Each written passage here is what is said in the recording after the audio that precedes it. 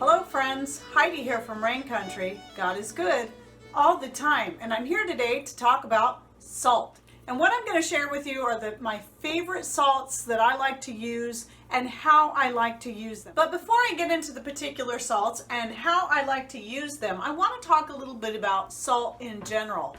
And we have become a society, not quite so much in more recent years, but for the most part still, that we're afraid of our salt consumption. We've been told that, a blood pressure over so many points is high, and, it's the silent killer, and these are all myths.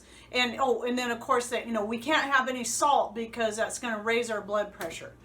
Well, I'm going to do a separate video just on blood pressure, but there are a lot of myths that surround blood pressure, and a lot of this is to promote drugs that are meant to only treat a symptom of underlying disorders and not an actual disease. High blood pressure is not a disease. It is a normal bodily function. When your blood pressure goes up, that means there's some kind of stress being put on you, whether it be emotional, chemical, or physical. It can be some kind of underlying health issue. It could be simply the fact that you're stressed out because you got to give a speech, or you're getting ready to shoot a YouTube video, or maybe you're being chased by something and you don't want to have a low blood pressure if you're trying to get away from something that's trying to kill you. And the body, so it's the body's natural reaction. It's what it is supposed to do. Now, if your blood pressure is chronically high, you check it several times a day when you're resting, when you're moving, and all different activities, and it's chronically really high, then there's very likely something going on that you're not aware of. However, even then, blood pressure should never ever be a one size fits all. Okay, so, think about, a 400-pound man and a 120-pound woman should not have the same blood pressure. We can agree on this. We should not have the same blood pressure when we're working out as we are when we're sleeping. These are natural functions. So anyway, there's just a brief overview of what I will be talking about down the road. So I just want to say salt is not a fear factor when it comes to blood pressure. In fact, if you're getting the right kind of salts and you have chronically high blood pressure due to underlying maybe physical disorders, it's probably because you're not getting enough minerals in your diet. That could be one of the reasons. And getting a good mineral-rich salt is going to help with that, not hurt it. So I recommend everyone get away from purified salts, even purified sea salts that have had all the minerals removed from them, and switch, when it comes to dietary salts, switch to salts that are rich in minerals and still have all that good stuff in there. In the world we live in these days, a lot of the foods, even the organically grown foods that you buy from the supermarket, are very depleted in nutrients and especially minerals. And so we need to be getting these minerals in our diet in as many ways as possible, and a good salt is one way you can do that.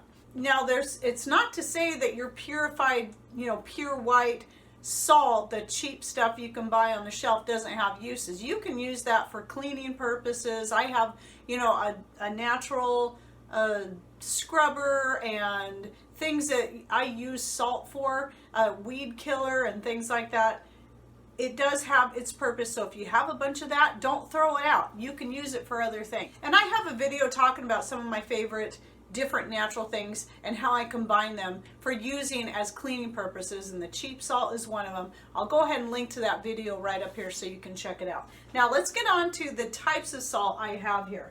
Now right here in these two bowls, which is also what's in these buckets, I have here in this bowl is the pink Himalayan salt, and here is the red mineral salt, and I doubt that it's going to be able to show on camera very well. So I did take a picture, and hopefully the picture will show the difference in color and just overall appearance. You'll notice that the red mineral salt is not quite as pink as the Himalayan pink salt, and it's a little more beige. It has a pinkish tone to it, but it also has a lot more flecks in it than the Himalayan salt does. Now, both are excellent salts and I highly recommend them. But out of these two, my very favorite is the red mineral salt. It is my favorite for flavor. Now, I have a lot of the Himalayan pink salt. I'm actually got down enough that I could actually put it in a bucket like this now, but I did have it in a big 5-gallon bucket. I had that much of the Himalayan salt before I discovered the red mineral salt, and I like it better. So once this gets used up, I won't be buying the Himalayan anymore. I'll be buying the red mineral. One of the reasons I like the red min salt better than your standard Himalayan salt is that it's mined here in the US, in Utah, and it's a family-owned business. Also, I just like the flavor of it a little better than the Himalayan salt. So the Himalayan salt, I'll keep using it as long as I use it in cooking and baking, and then I use the red mineral salt I put in our salt shaker for, you know, sprinkling on top of foods, because just like the, you know, like when I'm eating my lemons with salt, this is what I'll use. And so I highly recommend it. I buy it by the 10-pound bucket because it's cheapest that way, and you can buy it either directly from the company, but I found it's actually a little bit cheaper, at least the last time I bought it, to get it from Amazon. The price has gone down a little bit, now it's gone up a little bit, but it's usually somewhere between the $40 and $50 range for the 10-pound bucket, and that's going to last you for a very long time. And then here is my jar of the Himalayan salt that I keep in my cupboard for cooking and baking with. And so it's the one you're going to see me using most in all my cooking and baking videos that I have, but I always make sure to mention this one because it is my favorite. And again, once this is all used up, then this jar will be filled with this only. Now, a couple other salts, and this is what kind of spurred me to do this video, that I need to refill the jars of. Two totally different salts. So I've got a total of 4 salts that I like to use. Now this one here, and I don't know if you'll be able to see there, it looks a little, you know, wet in there, and it's really noticeable in the bag. This is the Celtic sea salt, and a lot of you may have heard of this. It's a highly recommended salt, very rich in minerals, and it's a moist salt. It's funny that it's moist, but it doesn't dissolve in the bag. But it stays loose and easy to use, which is interesting.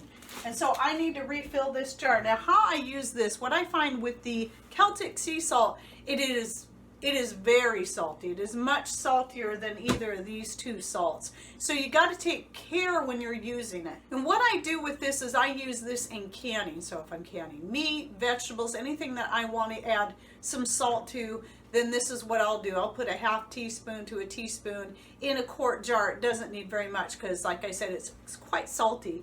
And that way, you know, I'm adding that flavor and also getting some more of those minerals into my canned vegetables and meats that I put up, and, you know, anything else that I'm going to can that's going to have salt.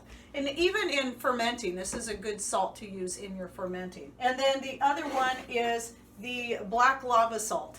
And there's several different brands out there. This is what the bag looks like of the salt that I buy. This is a pretty decent price of all the different ones I've seen. Now, it's often called Hawaiian lava salt, but it doesn't necessarily mean it comes from Hawaii. But the salt is harvested from the Pacific Ocean, and this one is the San Francisco Salt Company, so that's where it's made.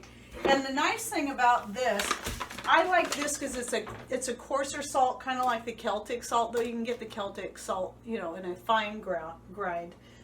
This one is, you know, it's your standard sea salt with all the minerals in it, but it also is infused with activated charcoal made from coconut shells. So it's very detoxifying, and a lot of people will use this in external care. They'll put it in their bath water, though I personally wouldn't, but you know, it's going to turn the bath water a dark color.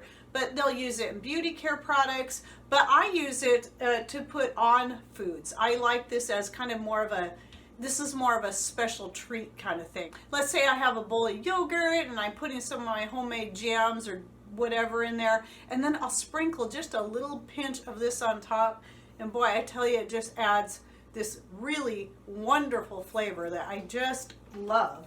It's also surprisingly good on ice cream, but also on other things that aren't necessarily sweet. I like the salt on the sweet things because it kind of helps balance it out and just really intensifies the flavor.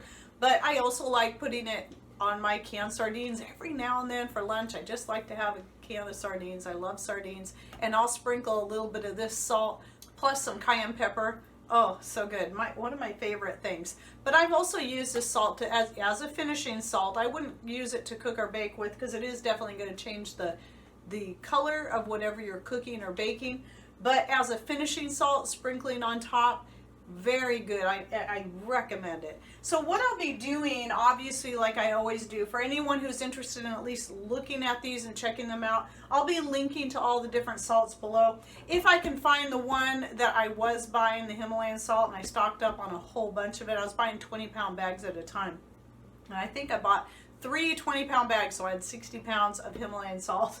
If that one's still available, I'll link to it below, but I do know that Costco is now selling the Himalayan salt. So if you have a Costco near you, you can always go in there and buy it. I mean, it's all going to be pretty much the same. I don't think there's any one brand that's better than the other when it comes to your Himalayan salt, unless there's companies out there that are just adding pink color and specks of color to make it look like Himalayan salt. But for the most part, I feel pretty confident that you're getting, whatever pink Himalayan salt you get is going to be pretty comparable to each other. I think it's a pretty safe bet as far as that goes. Okay, well, I hope you enjoyed this video on the salt and that you look into these and kind of consider. Remember, salt is not your enemy. You don't have to be afraid of it. I mean, I wouldn't recommend going and eating it by the spoonful, and who would want to, but you don't have to be afraid of it, especially if you're getting good mineral-rich salts. All right, well, thanks for watching. Take care, and God bless.